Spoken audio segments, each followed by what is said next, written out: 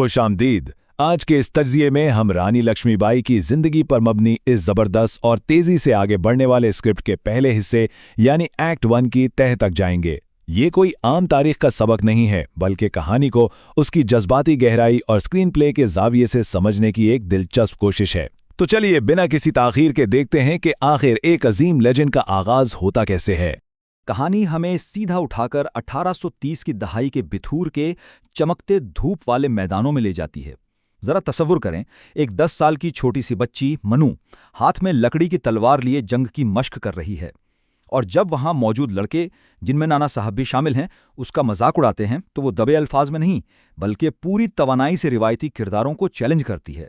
उसका ये कहना कि तलवार ये नहीं जानती कि पकड़ने वाला मर्द है या औरत, नाना वो सिर्फ ये जानती है कि किसका वार तेज है। ये मुकालमा छोटी सी उम्र में उसकी पुख्तगी और जंगजू फितरत का बेहतरीन सबूत है। पहला मंजर, एक बहादुर बचपन का आगाज। अब देखें, उस दौर में लड़कियों से आमतौर पर क्या उम्मीद की जाती थी? यही ना कि वो खामोश रहें और नजरें झुकाकर चलें। लेकिन यहाँ रियलिटी बिल्कुल मुख्तलिफ है। स्क्रिप्ट में एक तेज और ज़बरदस्त मोन्टाज का इस्तेमाल किया गया है। हम मानू को बगैर जीन के घोड़े दौड़ाते, कदीम किताबों का गहरा मुताला करते और निशानाबाजी करते हुए देखते हैं। ये बड़े ही खूबसूरत अंदाज में वाजे करता है कि उसकी ये परवरिश उसे आने वाले बड़े चैलेंजेस के लिए कैसे तैयार कर रही थी। दूसरा मंजर, एक बिल्कुल गैर मुतवक्का शाही रिश्ता। यहाँ कहानी अचानक रुख बदलती है और हम बिथूर के खुले मैदानों से निकलकर सीधा झांसी के आलीशान महल में दाखिल होते हैं। राजा गंगाधर राव तख्तनशीन है, मगर उन पर बरतानवी मशीरों की तरफ से एक वारिस लाने का शदीद दबाव है। खैर, जब मोरोपंत मानू को दरबार में लाते हैं तो वो रिवायती अंदाज में नजरें नहीं झुकाती, बल्कि सीधा राजा की आंखों में देखती है। लेकिन असल जादू तब चलता है जब बाहर एक हाथी गुस्से में जंजीरें तोड़ देता है। हर तरफ अफरा तफरी है, मगर मानू बिल्कुल नहीं घबराती। एक खास सीटी और गन्ने का एक गट्ठा, बस इन्हीं दो चीजों से वो उस बिफरे हुए हाथी को बिल्कुल शांत कर देती हैं। ये सीन पूरे दरबार को हैरानी में डाल देता है और राजा इस बेखौफी से इतने मुतासिर होते हैं कि फौरन शादी का फैसला कर लेते हैं। इसके फौरन बाद एक निहायत शानदार और सुनहरी शादी का मंजर हमारी आंखों के सामने आता है। वैदिक मंत्र पढ़े जा रहे हैं, आग रोशन है और हर तरफ एक शाही चमक है। इस मंजर में राजा गंगाधर राव उस निडर दुल्हन पर फरिफ्ता होकर उसे एक नया और तारीखी नाम देते हैं।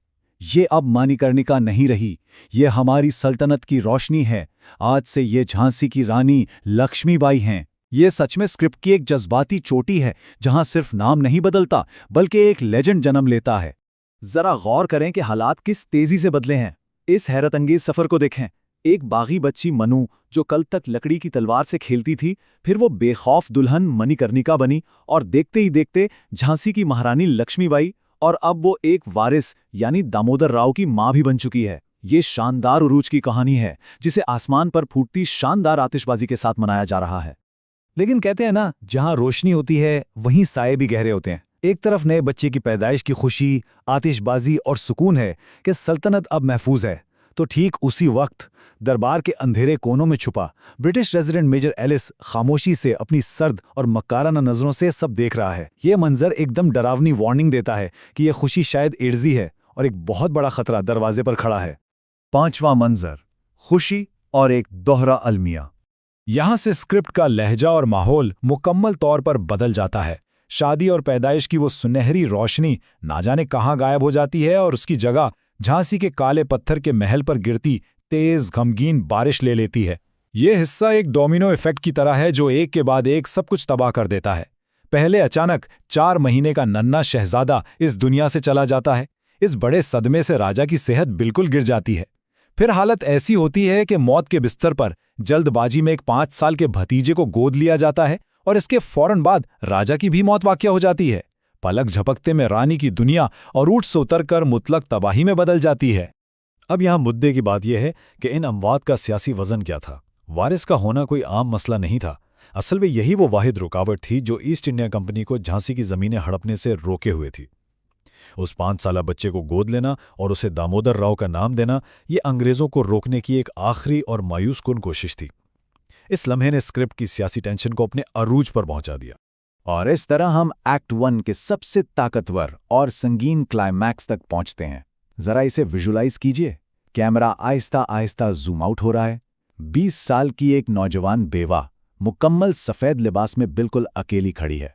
उसने एक छोटे से बच्चे का हाथ थाम रखा है और महल की दीवारों के बाहर बरतानवी फौज के साए लिटरली और मेटाफोरिकली लंबे और गहरे हो रहे हैं।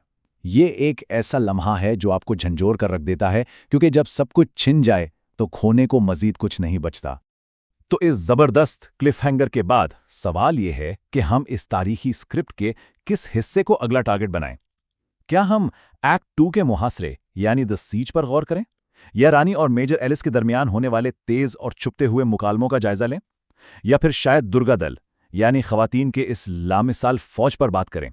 जरा इस पर सोचिएगा, क्योंकि कहानी अभी अपने सबसे बड़े और अहम मार्के की तरफ आगे बढ़ने वाली है।